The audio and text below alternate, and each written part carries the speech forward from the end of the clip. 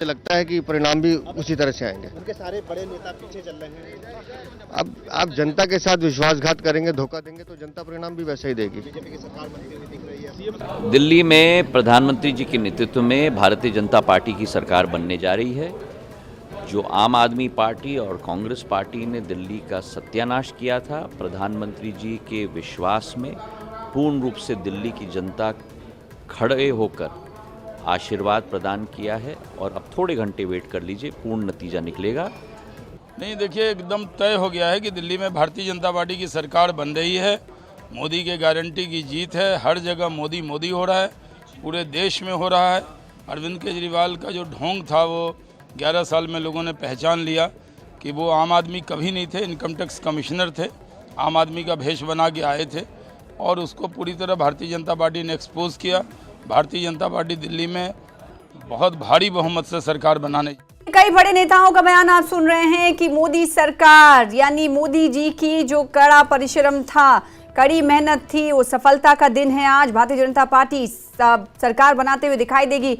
अमीन साहब, मैं आपसे इस पर रिएक्शन लेना चाहूंगी क्योंकि देखिए, आम आदमी पार्टी ने ये नैरेटिव बिल्ड करने की कोशिश की कि आम आदमी पार्टी के नेता अरविंद केजरीवाल ही मोदी सरकार के सामने हैं। तो क्या यहाँ पर अगर जो जीत आम आदमी पार्टी की एक तरफ हार को लेकर और जो रुझानात को लेकर और दूसरी तरफ ये है कि भारतीय जनता पार्टी के कई बड़े नेता ये कह रहे हैं कि ये जो सफलता हासिल हो रही रुझानों में मोदी सरकार के लिए ही है, मोदी जी की ही जीत है। तो क्या एक बार फिर से, क्योंकि हार कई बार हमने देखा है कि जब हार होती है तो मोदी सरकार में कई मंत्री इस पर कुछ खास प्रतिक्रिया देते नहीं है।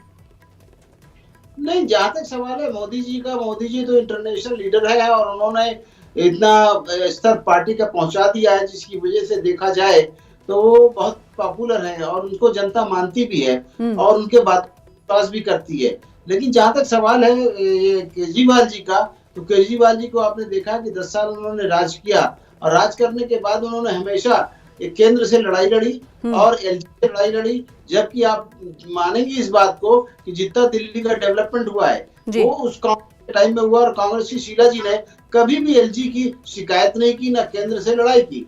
और हमें जब बीजेपी की सरकार होती थी और उन्होंने काम किया उस मिलके एलजी से, इन्होंने कभी मिलके काम करने की कोशिश नहीं किया और पुराने जो काम थे उन काम को भी ढंग से कर नहीं पाए। और जिसका कहते थे कि मुझे एमसीडी मिल जाए, एमसीजी मिलने के बाद भी दिल्ली का कूड़ा नहीं हटा आज तक। तो जनता जान रही है कि ये कुछ कर नहीं पा रहे हैं और नहीं कर पाएंगे, क्योंकि लड़ाई हर समय ये शासन से करते हैं, सत्ता से करते हैं और जिनसे कुछ लेना चाहिए। और केंद्र की स्कीमों को भी उन्होंने लागू नहीं किया। तो जो ट्रेंड्स दिख रहे हैं, आप इसकी अहम वजह ये मान रहे हैं? कई वजह हो सकती है लेकिन एक अहम वजह ये है कि जंग ही जारी रही दोनों के बीच। जी, इसलिए जनता चाहती है कि डबल इंजन की। ठीक है, संजीव निगम साहब हमारे साथ मौजूद है। संजीव निगम, वो दिल्ली मॉडल जो आप राज्यों तक लेकर जाना चाहते हैं, वो दिल्ली मॉडल का विस्तार जो आप कई राज्यों में चुनाव लड़ने जाते हैं, पंजाब में आपने, गुजरात में अच्छा कुछ किया, इसी दिल्ली मॉडल को सामने रख कर किया। अब दिल्ली में आपकी हालत इस वक्त ये है कि रुझानों में आप 28 पर हैं, आपसे भारतीय जनता पार्टी आगे, फिर ये तो आपके लिए बहुत बड़ा सेटबैक है।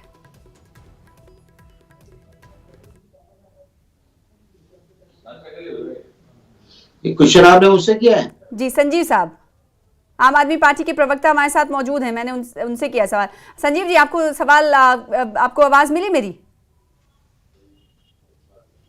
शायद नहीं मिली। मैं चाहूंगी कि अमीन साहब आप इसका जवाब दें, क्योंकि आम आदमी पार्टी मॉडल, दिल्ली मॉडल को लेकर कई रियासतों में चुनाव लड़ने के लिए पहुंची और इस वक्त जो रुझानात दिख रहे हैं, ये तो बहुत बड़ा सेटबैक होगा आम आदमी पार्टी के लिए, इवन है।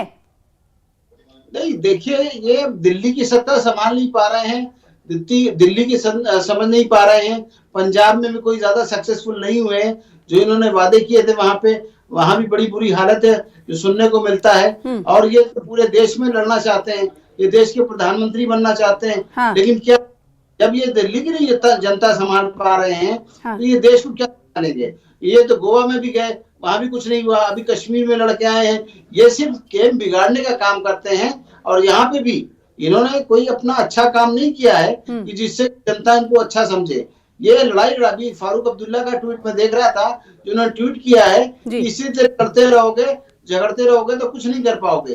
तो ये तो अपोजिशन के लिए एक बहुत बड़ा टांट है और उन्हीं के नेता ने ये टांट किया उमर फारूक ने कि देखिए क्या हाल है, मुख्यमंत्री कश्मीर ने कि देखिए क्या हाल है इनका, अगर ये इस तरह लड़ते रहे और इन्होंने काम नहीं करना है, इन्होंने हमेशा शासन और सत्ता की बुराई करना है। ठीक है, आप तो ये एक वजह हो सकती है ना अमीन साहब, ये एक वजह हो सकती है, शासन और सत्ता के बीच लड़ाई होती रही, एक वजह हो सकती है। लेकिन आम आदमी पार्टी का कोर वोटर क्या खिसक गया और इसका फायदा भारतीय जनता पार्टी को रुझानों के को मद्देनजर देखते हुए बात कर रहे हैं।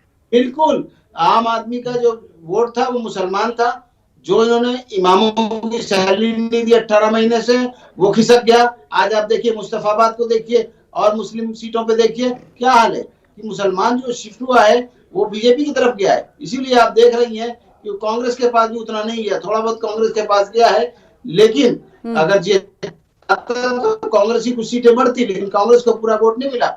जो आपके पास था सारा वोट खिसक के बहुत सी सीटों पे मुसलमानों ने कहा है, क्लियर कट मौलाना है, कई चैनल पे देखा मैंने कि वो बीजेपी को उन्होंने वोट दिया है। जो दुनिया जानती है इस सत्ता के साथ रहने से सत्ता की मलाई उनको भी मिलेगी, सत्ता का फायदा उनको मिलेगा।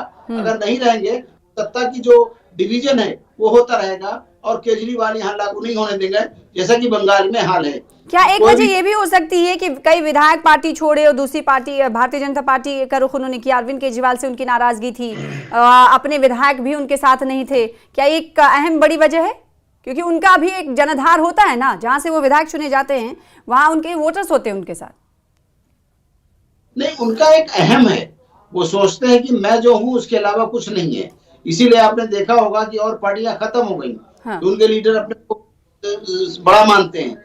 हमेशा ये आए थे छोटे बन के, इन्होंने देश को दिखाया बड़ा बन के और हर जगह पांव पसारे, कहीं कंसंट्रेट नहीं किया। अगर दिल्ली की बात करें तो दिल्ली में भी कंसंट्रेशन होना चाहिए था, दिल्ली के अंदर भी कंसंट्रेट नहीं हुए। हाँ। इसका नतीजा आप देख लीजिए। तो नई दिल्ली से तो अरविंद केजरीवाल इस वक्त आगे चल रहे हैं। अगर अरविंद केजरीवाल वहां की जनता की पसंद नहीं होते तो आगे नहीं चल रहे होते रुझानों में। एक मुख्यमंत्री 10 साल से रहा, उसके बाद क्या स्थिति उसकी? ठीक है, डॉक्टर पंकज बेनीवाल साहब, परवेश वर्मा यहाँ से पीछे चल रहे हैं। नई दिल्ली विधानसभा सीट की हम बात कर रहे हैं, आपके लीडर हैं परवेश वर्मा, वो पीछे चल रहे हैं। देखिए अभी बड़े बड़े दावे भारतीय जनता पार्टी ने इस सीट से किए थे, हालांकि रुझान है, बिल्कुल रुझान है अभी। और भारतीय जनता पार्टी आपको निश्चित तौर पर दिल्ली में पूरे मैंडेट की सरकार बनाते हुए दिखाई देगी। अभी जो आपका रुझान 42 का चल रहा है, हाँ। मेरा ये अनुमान है कि 46 से 48 सीटों पर भारतीय जनता पार्टी, जब हमारा चुनाव ये रुझान खत्म हो जाएंगे, आखिरी रिजल्ट होगा, 46 से 48 सीट के बीच में भारतीय जनता पार्टी की सीटें होंगी। दिल्ली की जनता जो जनादेश देगी अपनी सेवा के लिए, उसमें नरेंद्र मोदी जी की सरकार और जो डबल इंजन की सरकार दिल्ली में बनेगी वो पूरी रफ्तार के साथ काम करेगी। और जो प्रवेश वर्मा जी का आपने पसंद किया है, प्रवेश वर्मा जी निश्चित तौर पर नई दिल्ली विधानसभा सीट से अरविंद केजरीवाल को पटकनी देते हुए वहां से जीत दर्ज करेंगे। ठीक है, थोड़ा बहुत ऊपर नीचे चलता रहता है, ये तो तराजू के जैसा है, कभी यहां पलटा भारी कभी वहां पलटा भारी, लेकिन जो अंतिम निर्णय आएगा वो प्रवेश वर्मा जी के फेवर में आएगा। प्रवेश वर्मा जी वहां से जीत निश्चित रूप से जीतेंगे वहां जी। तो नई दिल्ली विधानसभा सीट की अगर बात कर लें तो ये वोटर्स के लिहाज से, वोटरों की संख्या के लिहाज से दूसरी सबसे छोटी सीट है। और यहाँ पर अपडेट आपको बताएं कि अरविंद केजरीवाल उम्मीदवार बनाएंगे और इस वक्त आगे चल रहे हैं, परवेश वर्मा पीछे चल रहे हैं, संदीप दीक्षित भी पीछे चल रहे हैं, ये यहाँ का आंकड़ा है। अमीन साहब, एक अगर पोलिंग परसेंटेज पर नजर डालें तो 2013 पर इस पर नजर घुमाएं तो 66% 2013 में और 2015 में 67%, 2020 में ये आंकड़ा बढ़कर 63% हुआ कम होकर, और 2025 में जो पोलिंग परसेंटेज रही इस बार वोटिंग की वो ये रही कि 60। जब पोलिंग परसेंटेज कम होती है तो फायदा किसी एक पार्टी को मिलता हुआ दिखाई देता है। इस तनाजुर में आप क्या कुछ कहेंगे? नहीं, मैं तो यही कहूंगा कि जहां तक सवाल है वोट बटा है, नई दिल्ली का जो वोट है वो काफी बटा है और पूरी कोशिश की है संदीप दीक्षित ने वोट काटने की, और ये कोशिश किया है कि मेरी मदर ने इतना काम किया दिल्ली का और मैं यहाँ से कई बार एमपी रहा हूँ तो मुझे जिताने की कोशिश करिए, ये दिखाया है। लेकिन देखिए जो कुछ वोट हैं वो उनके सॉलिड वोट हैं आपकी पार्टी के, वो आपको मिले हैं, ऐसा नहीं कि नहीं मिले, जिसका नतीजा है कि वो केजरीवाल का भी अप एंड डाउन हो रहे हैं। लेकिन मेरा सिर्फ ये कहना है कि अगर ये ज्यादा ही पॉपुलर होते और अगर अब की बार इसी तरह स्टैंड रहता तो मैं समझता हूँ कि थम्पिंग मेजॉरिटी से जीतते मुख्यमंत्री जी। रहे थे, लेकिन चूंकि पॉपुलैरिटी गिरी है उस हिसाब से नहीं है, तभी ये थोड़ा ऊपर नीचे और नीचे ऊपर हो रहे हैं। तो इसकी एक अहम वजह ये नेताओं का जेल जाना ये भी माना जा सकता है कि उनके जनप्रतिनिधि उनके साथ नहीं रहे काफी वक्त, और इसी तरह का मामला चलता रहा। और इस बीच आम आदमी पार्टी के प्रवक्ता भी हमारे साथ मौजूद हैं, उनसे हम बातचीत करेंगे। मैं चाहूंगी कि इस वक्त राजीव निगम जुड़ चुके हैं। राजीव साहब, आपको आवाज मेरी मिल पा रही होगी तो बताइएगा। आम आदमी पार्टी 28 पर है इस बार ट्रेंड्स में इस वक्त, और जब जीत होती है तो आप इसका श्रेय जो है अरविंद केजरीवाल को देते हैं। हालांकि अरविंद केजरीवाल इस वक्त नई दिल्ली विधानसभा सीट से आगे चल रहे हैं। अगर स्थिति ऐसी ही रही तो कौन फिर इसका श्रेय लेगा, किसको देंगे आप लोग श्रेय?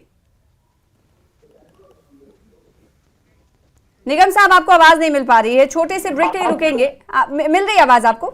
हाँ, तो मैं ये कह रहा था, आपने मुझे राजीव निगम कहा, मेरा नाम संजीव निगम है। संजीव साहब, माफी। हाँ, राजीव निगम मेरा छोटा भाई है। हाँ, ठीक है। तो संजीव साहब, मैं ये कह रहा था, देखिए हमारी लड़ाई किसी एक या दो राजनीतिक दलों से नहीं है। हाँ। हम राजनीतिक दलों से तो लड़ ही रहे हैं, साथ साथ में हम इतने बड़े सिस्टम से लड़ रहे हैं, चुनाव आयोग से लड़ रहे हैं, ईडी से लड़ रहे हैं, सीबीआई से लड़ रहे हैं, हम इतनी चीजों से साथ साथ लड़ रहे हैं। अगर आसान लड़ाई होती है, जब भी कोई सिस्टम। तो मोहम्मद अमीन साहब हैं, वरिष्ठ पत्रकार हैं, उनका सीधे तौर पर ये कहना है कि जनता ये देख रही है कि ये तो सिर्फ लड़ने वाली पार्टी है, काम करने वाली पार्टी नहीं है। तो कैसे होगा आप बताइए? हम कोई नई चीज ले जा रहे, या तो हम भी वही भ्रष्टाचार में आकर के लिप्त हो जाते हैं। आपने तमाम प्रयास कर लिए ना कि ये भी पार्टी वैसी ही है जैसी दूसरी पार्टियां हैं हमारी लोगों की। आपने कितने प्रयास कर लिए, भ्रष्टाचार के आरोप लगाए, तरह तरह के आरोप लगाए, कहीं आपको कुछ मिला नहीं। यही तो लड़ाई है। लड़ाई यही है कि हम अलग थे, अलग है, और हम एक अलग दिशा के लिए लेकर के चल रहे हैं, देश को विकसित बनाने के लिए। और आपने कोशिश की नहीं जी ये अलग नहीं, हमारे जैसे बहुत प्रयास कर लिए। यही लड़ाई है, लड़ाई लड़ेंगे भाई। लड़ाई जब कोई भी होती है, आप देख लीजिए, उसमें बर्फ दर बर्फ निकलते आगे चले जाते हैं। लड़ाई से आसान लड़ाई थोड़ी, ऐसे लोगों से हम। लेकिन रुझानों को, ठीक है, रुझानों को देखिए तो मुश्किल राह नजर आ रही है आपके लिए। अभी तो हम आधे पर भी नहीं पहुंचे हैं। हाँ। अभी 10:30 बज रहा है, बजा हुआ है। अभी देखिएगा, अभी और आने दीजिए, खुलने दीजिए। मैं तो रहा हूँ, ग्राउंड रियलिटी ऐसी नहीं है क्योंकि अभी आपको दिखाई पड़ रहा है। ग्राउंड रियलिटी आपको क्या मिल रही है आपके पार्टी की तरफ से? देखिए अभी आप अरविंद केजरीवाल साहब को बता रहे थे पीछे चल रहे हैं, आगे चल रहे हैं जी। मनीष सिसोदिया जी के बारे में ये अभी आपको ऐसा लगेगा आप सेंटर होंगे, लेकिन अल्टीमेटली जो फाइनल नतीजे आएंगे उस नतीजों में जो अरविंद केजरीवाल ने साहब खुद डिक्लेयर किया था कि हम 55 सीटों के आसपास पहुंचेंगे। तो वो जो बता रहे हैं उसी के आसपास 2, 3, 4 ऊपर या नीचे यही रिजल्ट फाइनल होंगे। बड़े दावे कर रहे हैं आपकी 55 सीटों को लेकर जो बात और दावा अरविंद केजरीवाल की तरफ से किया गया था, तो आगे पीछे ही रहेंगे। लेकिन ये जो रुझान ट्रेंड्स दिखा रहे हैं, ऐसी सूरत हाल तो आप कह रहे हैं, दावा कर रहे हैं कि